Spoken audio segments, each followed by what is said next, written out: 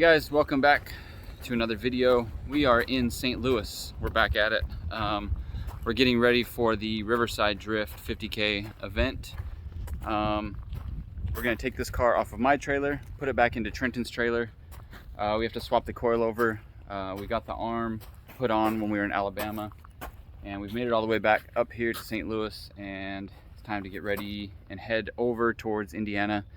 I think we'll swap the coilover once we get into the pits in Indiana. Right now we're just trying to get everything loaded up, get going, and get over there. We're about 4 hours away from Indiana. We're here at Kyle Antonovich's shop, which is Vitch and Visuals. He also did the wrap on my car that is now in pieces back at home after being crashed. So that's not going to happen to this car, definitely not. So let's get to it. We're gonna go get that stuff done and get on the road and get moving. Yesterday was a long day of just driving all the way from Alabama up to here. And Alton's gonna help me get the trailer loaded so we can hit the road. All right, so the coilover shipped back from Stance and they did a great job. This piece was broken off on the bottom, so they were able to get that fixed up, all back together. So I just gotta figure out the ride height that we were at before, match it to the other side, put the spring back on and all that, and then get that put on. But I'll probably wait till we get to the track to do that. But pretty impressive that both Stance and Figs were able to get both parts shipped out pretty quickly. This has been sitting here for a couple days, so even quicker than we actually needed it. So that's awesome. Shout out to those guys. Great sponsors for the White Plate program. So we got the trailer loaded up. That was a lot of work in the sweltering heat, and it was kind of boring, so I didn't record any of it. Car's in the trailer, all the stuff's loaded up, all the wheels and tires. Most of my wheels are mounted with good tires on them already, so should just be arrived at the track. We'll get there about 11 p.m. tonight, and then tomorrow morning, we don't drive until 2, so I'll pull the car out, I'll get all the I'll get the coilover installed, I'll get the caster adjusted, get the toe dialed in. I'm gonna have to teach this guy how to help me measure the toe. And then we'll get all that stuff done and be ready to drive tomorrow. That's the plan. We got a 4-hour drive right now, so let's hit the road. You ready to go? No. All right, so we had the late night Denny's. Look, there it is. It's Denny's. Late night truck stop, Denny's stop. We're about an hour from the track. It's gonna be probably 1 a.m. by the time we get there. I didn't realize it's a different time zone, so it's gonna be, we lose an hour going that way. But we're gonna have to wake up early and get the car out and up on jack stands so we can work on it some more before 2 o'clock. So we got plenty of time tomorrow, but I don't wanna be working in the heat of the day. So we'll have to get the tent set up and all that stuff and see how it goes. But back on the road, let's go! Yeah. I don't think I've shown this, but every time I shut the truck off, I have to start it with a screwdriver.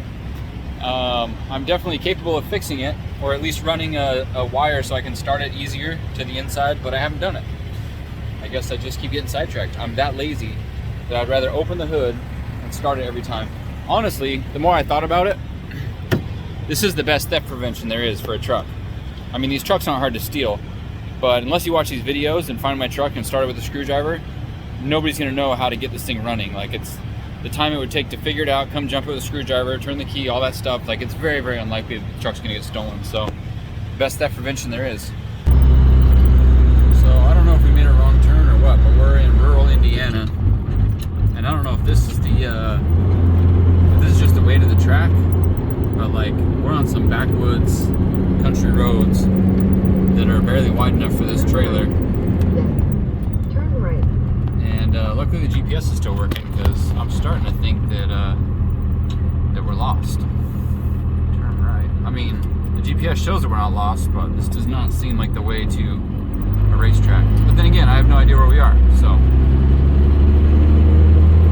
hopefully this isn't the start of some sort of horror movie. Turn right. All right, guys, we woke up to a rainy morning here in Indiana. We found Rudy, we're parked next to Rudy, and we're making like a little tent city here. Basically, like, it kind of sucks because we had to block off the road, but there's no choice because there's not enough hard surface here for us to work, and I've got to work on my car. So we talked to the track staff, they said we're good to block the road because it's going to be a mess anyways when people show up.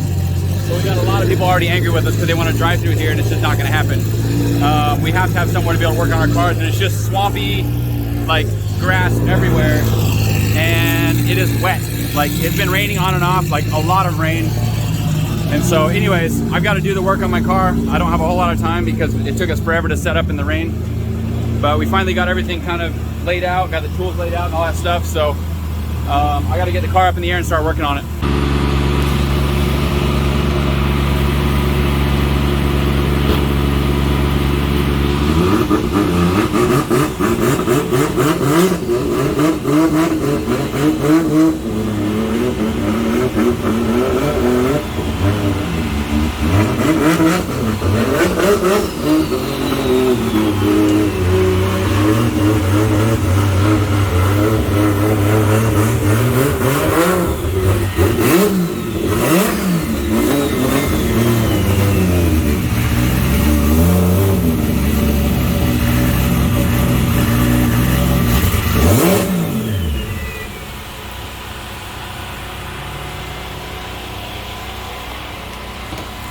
I really don't want my seat getting soaked, so I'm gonna grab the umbrella and cover this window so I'm not sitting. All right, so I gotta put the coilover back together. I got my box of parts. Let's see if I can remember what's what. Wait a minute. Oh yeah, there we go. Okay. So those two go together. That.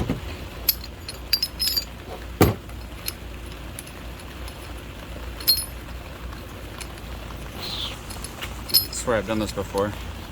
There we go. Spring sits on there. And then got one of those.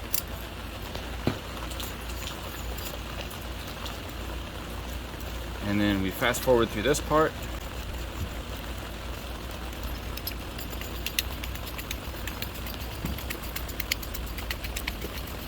That goes all the way down? Just a certain height. About right there. We'll have to see, because then this goes on top there. This is the part I don't remember, but Parts. luckily for me, I took a picture of it on my phone, so now I need to reference that. Alright, so I figured out all that orientation. It's always a good idea to take pictures of something if you're gonna be away from it for a while. That way you can reference the orientation of things when you come back to it.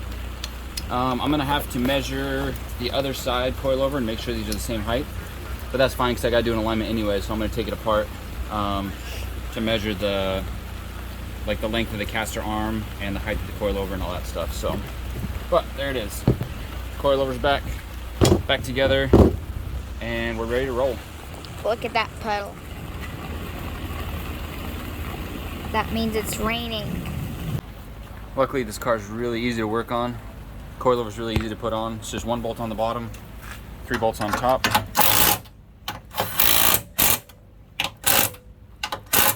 And then I can't forget to tighten that one.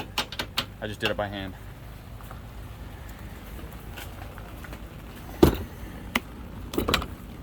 I believe that one's a 19. You don't want to go too tight on those top ones because I've seen someone break a coilover shaft. Nope, that's a 17. Get off of there. And it was from using a 1/2 inch impact. So for me, 3/8 impact is enough for that top one. There's nothing better than working with one hand while the other hand's holding the camera. Come on. There we go.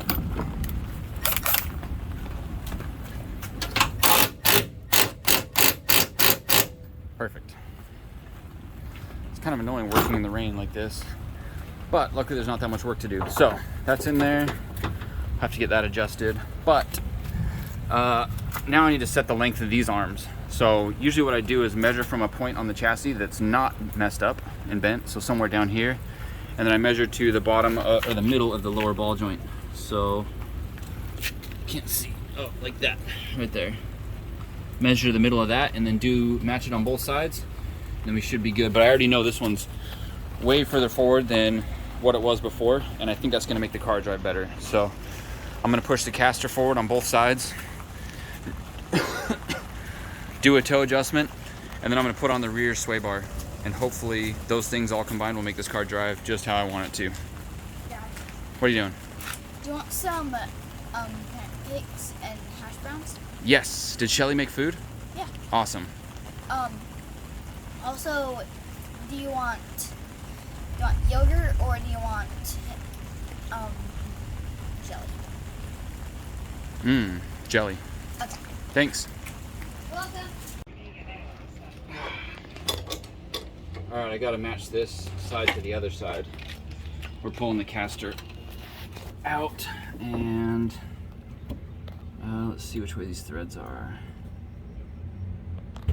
This appears to be regular thread. So I need to go this way. All right, let's see if I can get this. I probably should have loosened this before I got to this point. Oh man, that's a tricky one there. Because we have less than 10 minutes until the thing starts, but it's only practice today, so we can miss a little. We cannot miss it. We need as much practice as we can get. I said we can miss a little. A little to finish this. Well, we have to finish this, so I guess you're right. Don't really have a choice. Yeah. All right, so I basically gotta extend this arm to match the other side, which is gonna push the caster forward, and then make sure that as the wheel moves, that it's not rubbing on anything. And then I'm gonna try and put on that rear sway bar if I've got enough time and see how it drives. The problem is I'm not gonna get a good idea of what's what today because it's wet. So I'll just have to do it and learn how to drive it. One thing that I'm worried about is figuring out the gearing on the wheel speed with the in the wet. I don't know if it's gonna be accurate or not. Hopefully it will be accurate when it's wet and when it's dry. Yep, hopefully. All right, so I got the caster arms figured out, dialed, all that stuff. I'm ready to do the alignment, but I was checking the left to right sweep, and there is a problem. What's the problem? Right there.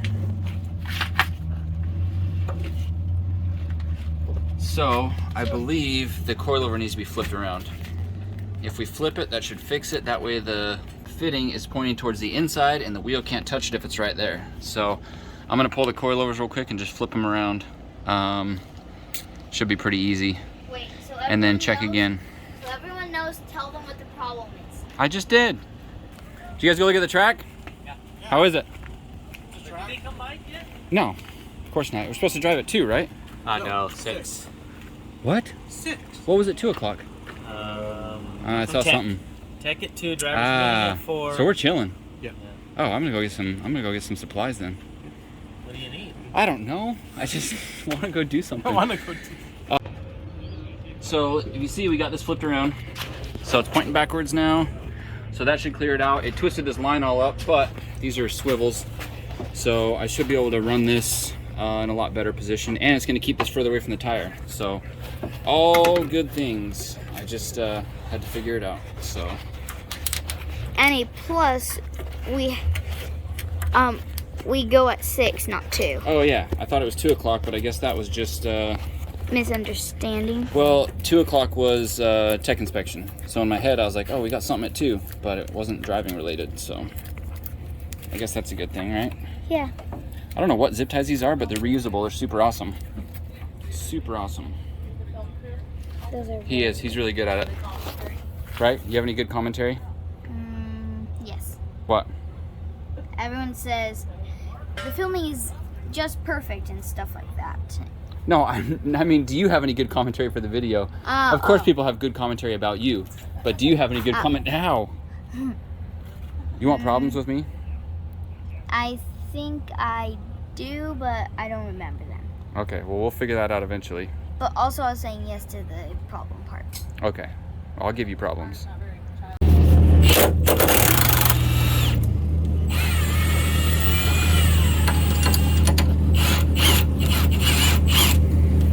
I better put a jack stand under here so it doesn't fall too far. Jack stand. Who put their bike right there? Oh, that was me. But I was gonna ride in a second. All right, jack stand. Otherwise his arm will fall too far. Pull the bolt out, arm falls. Keep forgetting tools. I need another tool.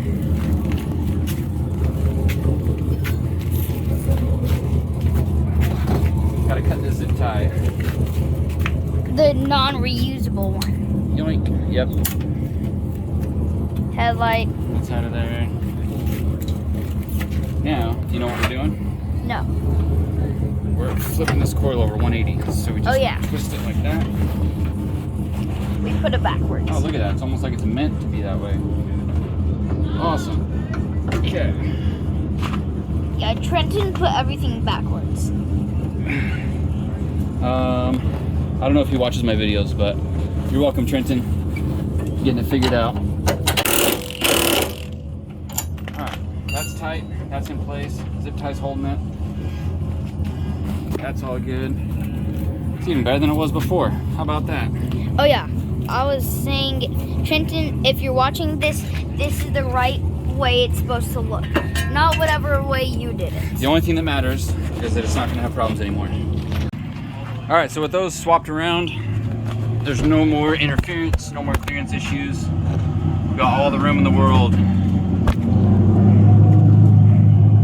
So now all I got to do is a front toe alignment, and then I can drop the front down and put the rear sway bar on.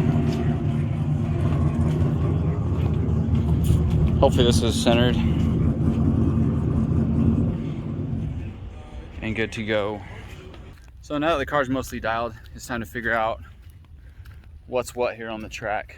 So I'm making a walk around here to try and figure out where everything is. Looks like this is probably going to be the jump right here. This looks like all new asphalt. I think we're coming this way. Yeah, I'm pretty sure we're coming this. Yeah, that's the finish line. So, got to figure out what's what and how we make our way through here.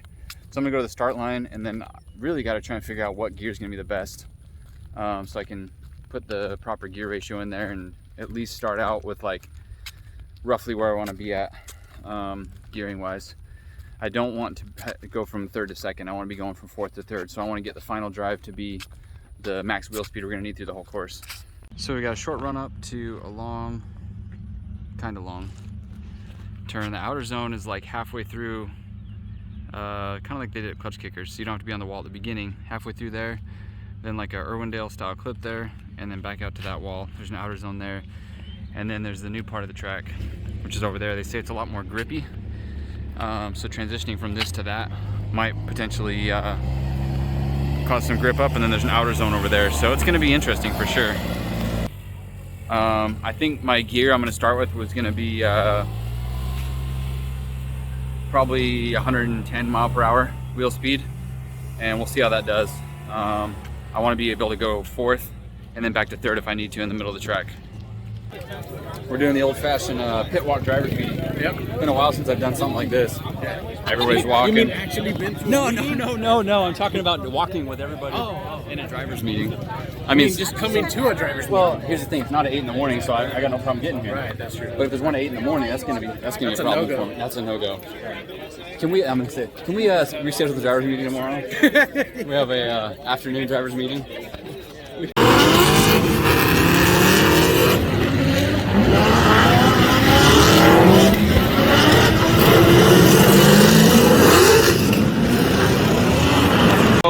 I was out on the track and it started making noise, like almost like a gear noise, and it did it in third and fourth gear, and so it did it both runs. It got worse on the second run, so we're checking the diff, we're checking all that stuff, we're checking axles. I don't know exactly what it is yet, but that's where we're at. All right, so I think we found the problem. The calipers are not centered because the bracket was loose, right? So bracket's completely loose, which makes the caliper not centered. You can see the pistons are out there and they're compressed over there, which also means that it was rubbing on the caliper, or the rotor. Caliper was grinding against the rotor, and I really hope that was the only grinding noise that we had, because I don't know. I don't want to have to fix anything else. But also, both of the brakes were locked up in the rear. I'm hoping that was just from the fluid overheating and causing it to expand. and pushing out on it, because I have no idea what else would be causing it to lock up on both sides. Looks like the other side's unlocked now. But we're gonna bolt this back together. Basically the whole car needs a nut and bolt check. I did a bunch in the front end, but not in the rear end, and it's definitely way looser than I was initially expecting things to be. So we're gonna go through and check some other stuff while we got some downtime. My initial impression, I got 2 laps on track, and I felt pretty confident, pretty good. Definitely we need to do another gear change. We put a 4.84 in there, and we need probably like a 5.1 or something like that. So we'll make that change while we're at it, and get this all fixed up. But that's a lot of play for this bracket. I'm not super convinced on this whole setup here, but it is what it is. We're gonna put it back together and get out on track. It also looks like the stock caliper was dragging as well, and now we're starting to think that maybe, since there's no heat shield on the master cylinder, which is close to the wastegates, maybe it's making the fluid hot, causing the fluid to expand and locking up this rear brake. Either way, this was a problem. This upper bolt here that goes down through the knuckle, it has a shank on it. That looks like it's a little bit loose, so we got to take the axle out just to tighten that up. So we're basically doing a nut and bolt check in the rear. We don't know which of these problems was the actual noise, but they were all problems that seemed fairly serious. So we're just going over the whole rear end right now.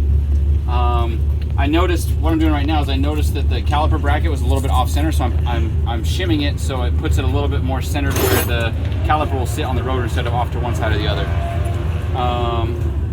Josh is right there. What were you doing? I already forgot. Oh, the caliper. He's doing with the caliper, the trying to factory figure caliper. out. Yeah. So we're gonna get everything so it's unlocked. All the calipers are unlocked. Everything spins good. We'll change the gear ratio, and then hopefully the fluid's cooled down. We're either gonna heat wrap it or make a shield or something. We'll take the license plate off Trenton's truck. We'll take the Y plate. Oh man, don't even say that. And then hopefully that solves the problem. I really want to get another practice lap or 2 today. The 2 laps that I had, I felt fairly confident. So like, when I get to that point, I know that I can do the track. It's not like I've got any major problems. It's just an issue of fine tuning little spots. Like, okay, deeper in the zone, transition sooner, that type of stuff. But the second lap felt really weird because of the fact that it was making those noises and doing some weird stuff. So, do you need help? Yeah. All right, so we finally got everything buttoned up. We got the gear change done. We went from a 4.8 to a 5.1. Shout out to Rudy, thanks for having gears for us. We tightened up a bunch of stuff in the rear end. We had to actually pull one of the axles out just to tighten one of the upper control arm bolt. If you guys know what a JZX90, JZX100, the bolt goes through and the axle is right in the way of tightening it. So,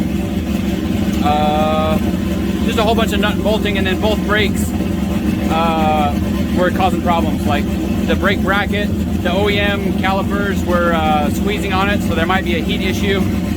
If we continue with brake problems, I'm gonna pull the rear calipers off, put wood in them, and then zip tie them up so there's no rear brakes. Just kind of like I did on my other car, suicide brakes. I just don't have the right fittings to delete the rear brakes through the fittings. So we'll see. We're gonna do a couple more laps tonight, and we got all night to work on it. So let's go.